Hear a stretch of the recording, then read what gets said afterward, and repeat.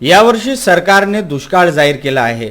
गेली 4-5 वर्ष पूरक पाऊस न पडल्यामुळे शेतकऱ्यांना पीक घेणे कठीण झाले आहे। त्यामुळे शेतकऱ्यांचे उत्पन्न घटून अर्ध्यावर आले आहे। त्यावर आणखीही कर्जाचा बोजा, मुलांचे शिक्षण, मुलींचे लग्नही करू शकत नाही। अशा परिस्थितीत आत्महत्या पलीकडे दुसरा पर्याय नसतो। शेतकऱ्याला फुकटची मदत नकोय, त्याला हवा आहे तो त्याच्या हक्काचा पैसा।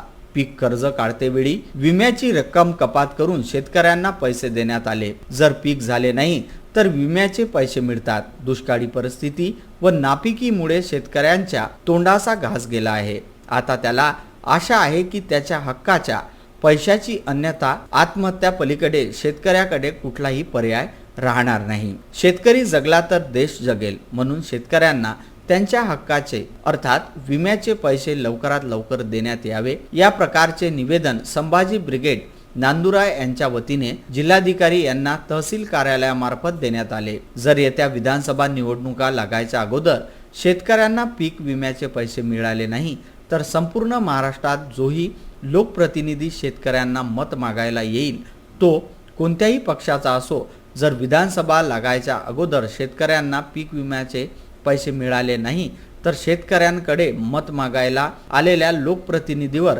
आम्ही गनिमी काव्याने हल्ला करून त्यांना परतून लावू। कारण जे लोक आमच्या मतावर निवडून येतात ते तर आमचे प्रश्न मांडून आमचे प्रश्न मिटू शकत नसतील तर आम्हाला मत मागायला यायचा यांचा काहीही अधिकार नाही, असे आक्रमक शब्दात संभाजी ब्रिगेड तालुका अध्यक्ष अमर पाटील यांनी रोष व्यक्त केला। आम्ही संभाजी ब्रिगेडच्या वतीने शासनापर्यंत आमची एक मागणी पोहोचवण्यात आहे, ज्यामध्ये शेतकऱ्यांच्या पीक विम्याचे पैसे तात्काळ देण्यात यावे या प्रकारचं आम्ही निवेदन दिलं आहे। शेतकऱ्याचे हक्काचे पैसे आहेत, ज्यावेळेस शेतकरी पीक कर्ज काढतो त्यावेळेस अगोदरच त्याच्या खात्यातून त्याचे पीक विम्याचे पैसे हे कपात करण्यात येतात।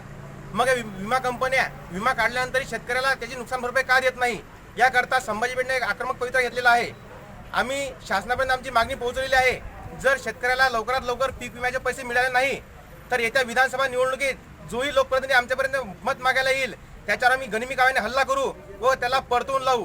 कारण जो लोकप्रतिनिधी आमचे शेतकऱ्याचे प्रश्न समोर मांडू शकत नाही त्याला आमच्यापर्यंत मत मागायला यायचा काही एक अधिकार नाही।